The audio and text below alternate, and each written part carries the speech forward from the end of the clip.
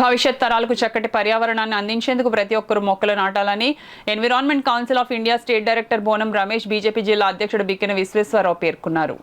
Kakinada treasury కాలనీలో BJP 43వ division శక్తి కేంద్రం కార్యాలయం వద్ద సేవా భారతి భారతీయ జనతా పార్టీ వికాస తరంగిణి సంయుక్త ఆధ్వర్యంలో ప్రపంచ పర్యావరణ దినోత్సవాన్ని ఘనంగా నిర్వహించారు. బీజేపీ సీనియర్ నాయకులు పానుగుపాటి చిన్నసుబ్బారావు ఆధ్వర్యంలో జరిగిన కార్యక్రమంలో environment council of India state director Bonam Ramesh ముఖ్య అతిథిగాను, బీజేపీ జిల్లా అధ్యక్షుడు బిక్కిన విశ్వేశ్వరరావు విశిష్ట అతిథిగాను, state civil supplies corporation state director Enimireddy Malakondaiah గౌరవ అతిథిగా పాల్గొన్నారు. ఈ సందర్భంగా అతిథులు బోనం రమేష్, బిక్కిన విశ్వేశ్వరరావు, ఎనిమిరెడ్డి మాలకొండయ్య, పైడ వెంకటనారాయణ చర్యన్లు మాట్లాడుతూ పర్యావరణ పరిరక్షణకు సమాజంలో మార్పును తీసుకొచ్చేందుకు పానుగుపాటి చిన్నసుబ్బారావు ప్రతి ఏటా పర్యావరణ దినోత్సవం నిర్వహించడం అభినందనీయమన్నారు. కార్యక్రమంలో భాగంగా పర్యావరణ పరిరక్షణకు బోనం రమేష్ సౌజన్యంతో తయారు చేసిన క్లాత్ బ్యాగ్స్ను అతిథులు ఆవిష్కరించారు. కార్యక్రమంలో భాగంగా చిన్నారులకు నిర్వహించిన డ్రాయింగ్ కాంపిటీషన్లో విజేతలకు అతిథులు బహుమతులతో పాటు బోనం రమేష్ సౌజన్యంతో తయారు చేసిన క్లాత్ బ్యాగ్స్, జామ మొక్కను అందించారు.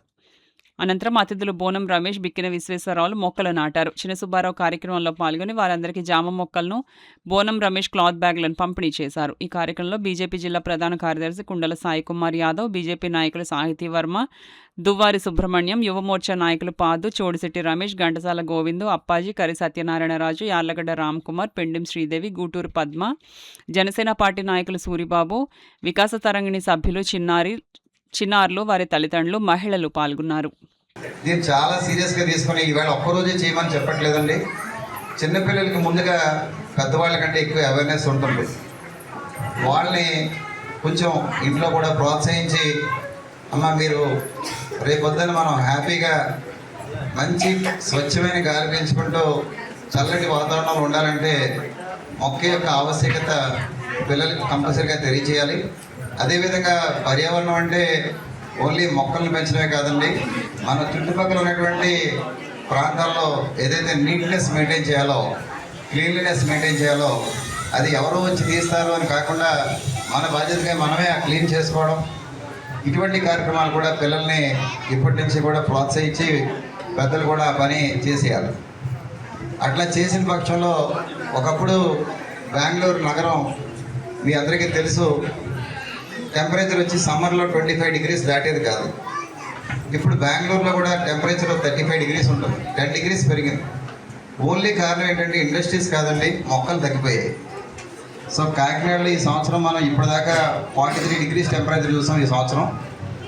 ఇప్పుడు మీరు అందరూ తీసుకుని ఇనిషియేటివ్ తీసుకుంటే కనుక ఇలా మొక్కని తల్లితో సమానంగా భావిస్తూ ప్రధాని గారు పేరు చెప్పినంత మాట మీద అందరూ చేస్తే కనుక మన కాకినాడ టెంపరేచర్ నెక్స్ట్ టైం 35 degreesకి వచ్చేస్తుంది. దయచేసి అందరూ కూడా దీన్ని సీరియస్గా తీసుకోవాలి. పేరు కోసం కానీ మాట కోసమో కానీ కాకుండా మన బాధ్యతగా మనం అంతా ఈ పని చేయాలని చెప్పి మిమ్మల్ని కోరి ప్రార్థిస్తూ అలాగే మన దేశాన్ని కానీ దేన్నైనా అలాగే ప్రేమించమంటారు మా స్వామివారు.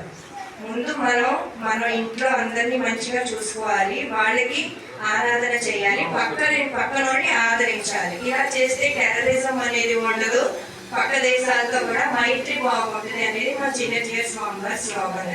అది సెకండ్ వన్ ఏంటంటే మాధవ సేవగా సర్వ ప్రాణి సేవ. అసలు నార్మల్గా ఈ స్లోగన్ ని మాధవ సేవగా మానవ సేవ అని చెప్తుంటారు అందరూ. నార్మల్గా సొసైటీలో చెప్పేది ఏంటంటే మాధవ సేవగా మానవ సేవ. బట్ మా స్వామి గారు ఏంటంటారంటే ఇప్పుడు భూమి ఉంది, దరిద్రం ఉంది, ఇదంతా ఉంది, ఇంట్లో ఓన్లీ మానవులే ఉంటున్నారా? ఏమేమి ఉంటున్నాయి కదా చెప్పండి. పక్షులు, జంతువులు అన్నీ ఉంటున్నాయి. అన్నీ కలిపితేనే కదా ఒక మన ప్రపంచం. ఇదంతా దరిద్రం అంతా తెచ్చేసుకుంటున్నాం. వృత్తి మనుషులే ఉంటే ఇప్పుడు ఎయిర్ పొల్యూట్ అవుతుందంటే ఎవరి వల్ల చెప్పండి? ఎర్త్ పొల్యూట్ అవుతుందంటే ఎవరి వల్ల? చెట్లు పాడవుతున్నాయి అంటే ఎవరి వల్ల? పాడు చేసేది ఎవరు? సో దేవుడికి సేవ చేస్తే, మనుషులకి సేవ చేస్తే దేవుడు సంతోషిస్తాడా? ఓన్లీ మనుషులకి సేవ చేస్తే. ఆ స్లోగన్ తప్పు. మాధవ సేవగా మానవ సేవ అనే ఒక స్లోగన్ ఉంది కదా ఇండియా నుంచి, అది తప్పు అని మా స్వామి గారు మాధవ సేవగా సర్వ ప్రాణి సేవ అంటారు. ఒక ప్లాస్టిక్ విషయం తీసుకుంటే ప్లాస్టిక్ క్యారీ బ్యాగ్ వాడదని చెప్తున్న ప్రభుత్వం, దానికి కరెంట్ కూడా వస్తుంది, పట్టుబడుతుంది. అయినా కూడా పూర్తిగా దేవాలయం బాగుంది. ప్రభుత్వాలు ప్రొడక్షన్ జరిగితే అది నిలుపుదల చేస్తే చాలా మటుకు 90% ఆ ప్లాస్టిక్ క్యారీ బ్యాగుల వాడుతూ తగ్గుతుంది. మనం కూడా పద్ధతి సరుకులు వేసి మట్టి వాడు ఎక్కడ సిగ్నల్ రాస్తున్నాడు, సిగ్నల్ తీసి దాంట్లో కూరలు వేసి మళ్ళీ తీస్తున్నాడు. మనమే సరుకులు వస్తే పర్యావరణకి మంచి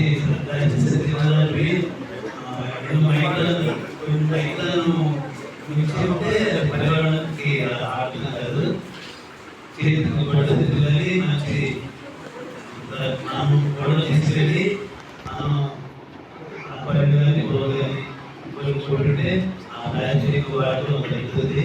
అలాగే అందుకే చెప్తున్నాను, మనం కూడా ప్రజలు కూడా ప్రభుత్వంతో సహకరించాలి, పర్యావరణాన్ని కాపాడుకోవాలి.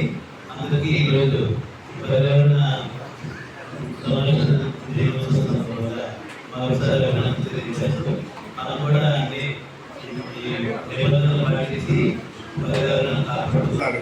వాళ్ళు ఏంటంటే ఏదో మాకు ఏదో ఒక స్వయం ఉపాధిలాగా ఏదైనా చేస్తే బాగుంటుంది అనుకుంటే అప్పుడు ఒక థాట్ వచ్చింది, ఎస్ ఇదేదో మనం సంచీలు కుట్టి పర్యావరణాన్ని కాపాడుతాం మన లెవెల్లో, నా లెవెల్లో. సో అది ఆలోచించి ఒక సంచీలు తయారు చేయడం ప్రారంభించాం. అలా ఒక 5 మందికి కష్టపడి వాళ్ళు పుట్టినందుకు ఫలితానికి వాళ్ళు దక్కుతుంది అన్నమాట. రెండవది మొక్కలు. ప్రతి చోట మేము మా చిన్నప్పుడు మేము స్కూల్కి వెళ్ళేటప్పుడు దారిలో వెళ్తుంటే బోర్డు మొక్కలు ఉండేవి. ఏంటి ఉసిరికాయలు ఎదుర్కొనేవాడు, ఇలాంటి సీతాఫలాలు తినేవాడు, లేదా సపోటా తినేవాడు. అసలు ఈ చెట్టు అన్నది టోటల్లీ మన నగరాల్లో పోయి ఎక్కడా కూడా మీకు సీతాఫలం చెట్టు కానీ ఏ చెట్టు కనిపించదు. అందుకని ఆలోచించి జామ చెట్లు ఇస్తే ఎలా బాగుంటుంది అనిపించింది. అందుకని ఈరోజు నా శక్తిలో తర్వాత పెట్టం శ్రీదేవి గారు ఒక 100 మొక్కలు ఇచ్చారు జామ చెట్లు. నేను 50 చెట్లు పొందాను. ఇవి పిల్లలు పెట్టేటప్పుడు తప్పకుండా తీసుకుని వెళ్ళాలని మీ ఇంట్లో పాతి అంటే మొక్కని ఇచ్చేసి దాంట్లో జామకాయలు తినాలి, అప్పుడే నాకు ఆనందం.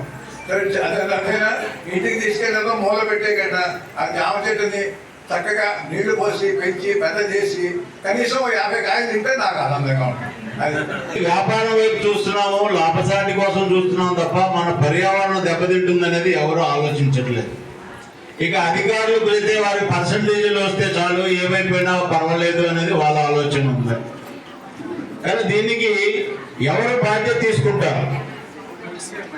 ఇప్పుడు బ్రదర్ రమేష్ గారు ఆల్ ఇండియా బోర్డు డైరెక్టర్గా ఉన్నారు. ఎవరు ఏ బోర్డులో ఉన్నప్పటికీ కూడా దీన్ని నరేంద్ర మోడీ గారు 24 గంటలు తపస్సు చేసి సమాజానికి మార్గదర్శనం ఇస్తూ ఈ విధంగా మన ఆలోచనలు ఉండాలి, ఈ విధంగా మనం పాటించాలని చెప్పి అన్ని రాష్ట్ర ముఖ్యమంత్రులతో కలిపి మాట్లాడుతూ పర్యవేక్షణ చేస్తుంటే కింద ఇంప్లిమెంట్ చేయవలసింది ఎవరు? అధికారులు. అధికారుల ఆలోచన ఎలా ఉంది? మీరు ఏమైపోతే మాకెందుకు, నా పర్సంటేజ్ ఎంత దృష్టిలో 100కి 80% మంది ఉన్నారు. ఇందులో ఏమి ఆలోచించవలసిన అవసరం లేదు. కానీ అధికారులు ఎక్కడున్నారు? మన ఇళ్లలోనే ఉన్నారు. ఇదంతా కూడా మనం ఆలోచించాలి. ప్రభుత్వాలు ఎక్కడ ఉన్నాయి? మనమే నడుపుతున్నాం. నిర్ణయాలు ఎవరు తీసుకుంటున్నారు? మనమే తీసుకుంటున్నాం. దాన్ని ఇంప్లిమెంట్ చేసేటటువంటి అధికారులు ఎక్కడి నుంచి వస్తున్నారు? మన ఇళ్లలో నుంచి వస్తున్నారు. కానీ పర్యావరణం దెబ్బతిన్నప్పుడు, ఏదైనా జబ్బులు వచ్చినప్పుడు, ప్రమాదాలు జరిగినప్పుడు నష్టపోతున్నది ఎవరు? మనమే నష్టపోతున్నాం.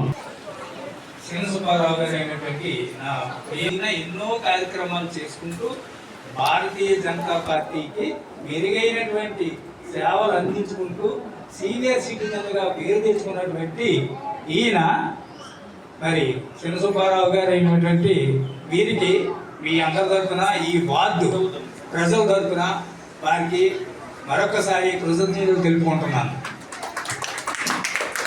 అయితే ఈరోజు పర్యావరణ పరిరక్షణకు ప్రపంచ స్థాయిలో ఉన్నటువంటి మరి ఎంతో మేధావులైనటువంటి ప్రతి ఒక్కరూ కూడా దీన్ని కొనియాడుకుంటున్నారు. ఈరోజు మన బాన్పూర్ సెంటర్ నుంచి ఇంజనీరింగ్ కాలేజ్ అవుతున్న మన అల్లు సీతారామరాజు బొమ్మ వరకు కూడా కాలేజీ స్టూడెంట్స్ అందరూ కూడా వేల సంఖ్యలో వెళ్తూ వారితో పాటు నేను సహకరించి వారి మధ్యలో నడుచుకుంటూ వెళ్ళి నేను ఉదయాన్నే వెళ్ళి తిరగడం జరిగింది. అంటే ఈరోజు మనం మన ప్రపంచ స్థాయిలో ఈ కార్యక్రమాన్ని జరుపుతున్నాం.